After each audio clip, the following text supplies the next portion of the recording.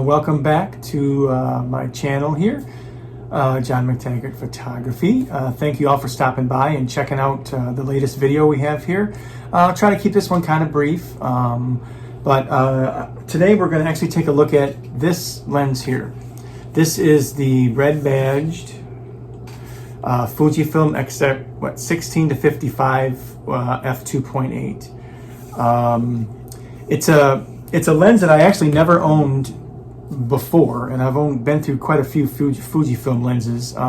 This one I bought actually probably about 6 or 7 months ago, sort of when some of the COVID restrictions were, at least it looked like they were going to be lifted. So I essentially reinvented my business. I had sold a lot of stuff prior. Any of you watched previous videos because I've had to. So I had a chance to sort of restock a little bit, and I went with this lens. Now, this is something that when I was shooting full-time photojournalism for a newspaper, this lens was a must. I mean, it's basically a 24 to 70-ish, 24 to 75 or 78, whatever it is. It's basically a mid-range zoom. When I was shooting Nikon, this was a must. I had a 24 to 70, probably on my camera more than anything else. So I figured I'm going to go with this because it's sort of an all-in-one for me, and I was looking to get in as cheaply as I possibly could, and to get back into it as cheaply as I possibly could. And the reputation of the lens itself is great. I had done a lot of research, talked to quite a few people I knew that had used this lens for similar type work, like event work and portraitures and stuff like.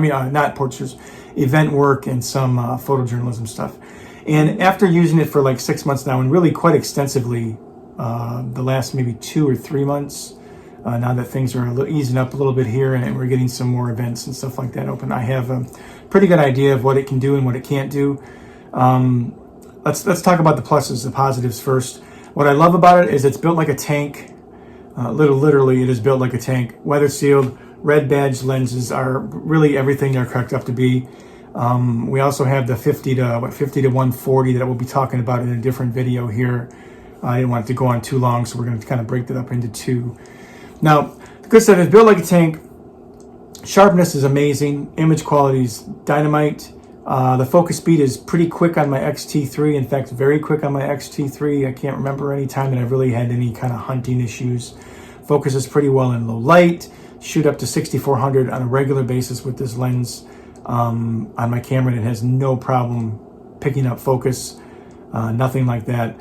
Nice versatile lens. If you are in the photojournalism realm, I couldn't recommend this any higher. When you don't necessarily have time to zoom on your feet, all those things are true. And everything that you see other reviewers say, they're all true. It's a phenomenal lens, and not a lot of bad things to say about it in terms of specs or technical function. Here's where my issue comes with it. It's slow. Well, let me put it this way. It's slow for what I want to use it for. I do mostly events. Just the last 2 weeks, we had 3 events. Like a baby shower was one of them. The 2 other ones were these charitable, like gala type, fundraiser type things. I don't generally like to use flash, so I like to use the fastest lenses I can get. I think my plan right now actually is to sell this and or trade it in, most likely sell it, and try to pick up a 16-1.4 and the 56-1.2. I have had a 56-1.2 way back in the past, loved it, and I also have had a 16-1.4 in the past that I actually just sold probably about a year ago, maybe a little bit more than that. That kind of pained me to sell. It's by far my favorite Fuji lens. It's a focal length that I really enjoy, and I actually find myself using a lot for a lot of reasons. And honestly, that extra speed on the lens makes life a lot easier for when you do things like I do. So it's really nothing against this lens in particular. It's really good lens. It's made for, if it's what you're looking for, then you will not go wrong. But for me, it's just not what I necessarily want. Now, the 50 to 140 is a different story. And like I said, we'll get into that in a different video. But this lens, it's too one-dimensional for me, even though it's a zoom lens. I've used it for portrait work before, and it's okay.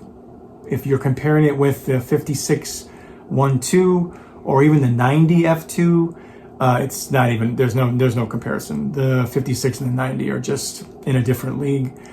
So it's nice for portraiture, but it's not great.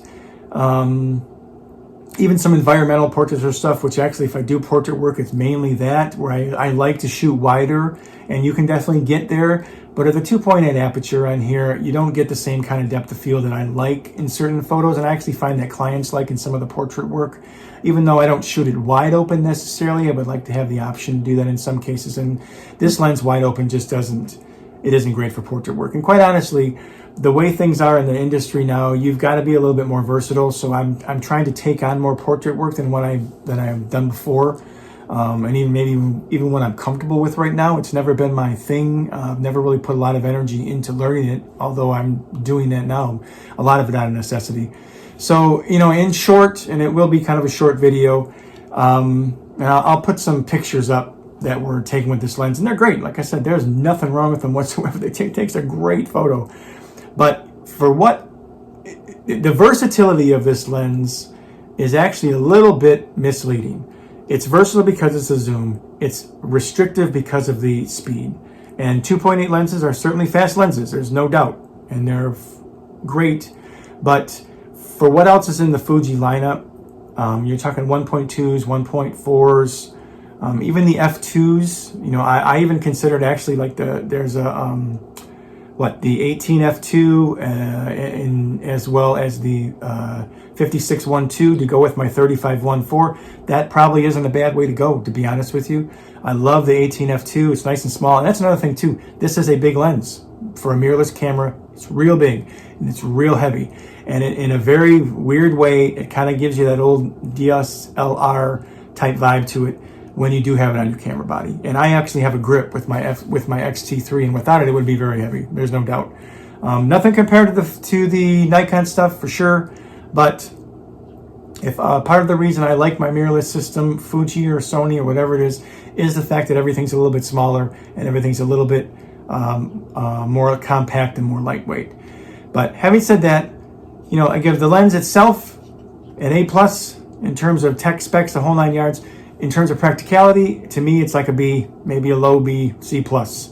And that's pretty much it. So this will probably be somewhere being sold at some point in time soon here, as we actually transition here in the United States to more indoor events, both because of the weather of where I'm at, as well as the facts that some of the COVID restrictions are easing up a little bit. So I have a lot more organizations having these types of events again, which is great.